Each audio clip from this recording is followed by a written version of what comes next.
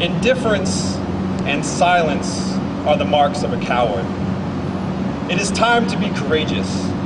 It is time for each of us to decide where we stand in regards to race, equality, and justice.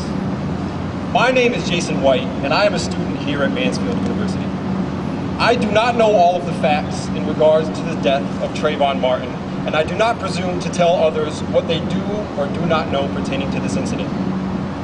In my opinion, there were only two people that truly knew what happened the night of February 26th. One of them was tragically killed by a man with a gun. Furthermore, I do not know what it feels like to be discriminated against or profiled based on the color of my skin, because the color of my skin happens to be white. But what I do know is that if we do not stand with one another to fight racial injustice, it will not stop. What I see for us here today is an opportunity to come together to make a stand against racial profiling, discrimination, and segregation. Today we have an opportunity to come together as Americans.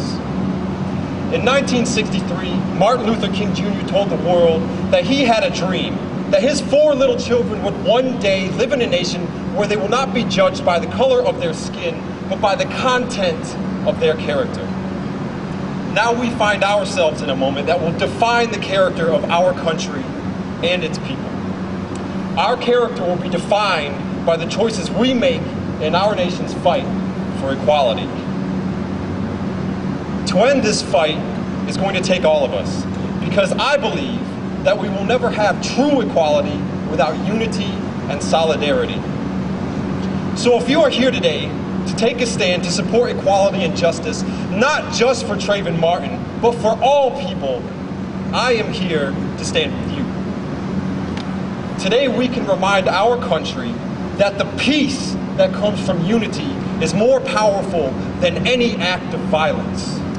I also seek to remind those with anger and frustration in their hearts that if we act violently now, if we act the way racists have acted for hundreds of years, then we are no better than any racist, and the fight for equality will not be won. I believe that Dr. King would have us remember that darkness cannot drive out darkness. Only light can do that. Hate cannot drive out hate. Only love can do that.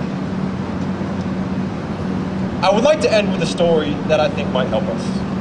When I spoke to a friend of mine about organizing what I was going to say to you here today, he sent me a video. And in this video, a human rights lawyer named Bryan Stevenson spoke about how he sometimes gets out of balance, as we all are capable of doing. Mr. Stevenson said that one night he began to think over a case where he was representing a 14-year-old black boy who was being tried as an adult. And he began to wonder how a judge could turn a person into something that they are not. While he was thinking about how a judge has the power to transform an individual's identity, he ended up writing a motion asking to try his poor 14-year-old black male client like a privileged white 75-year-old corporate executive. After filing the motion, when Mr. Stevenson finally went to the courtroom, the judge asked him, "Mr. Stevenson, did you write this crazy motion?" And he said, "Yes, sir, I did." And then they started arguing. And then more people came into the courtroom, and soon the courtroom was full of people who were angry because they were talking about race, poverty, and inequality.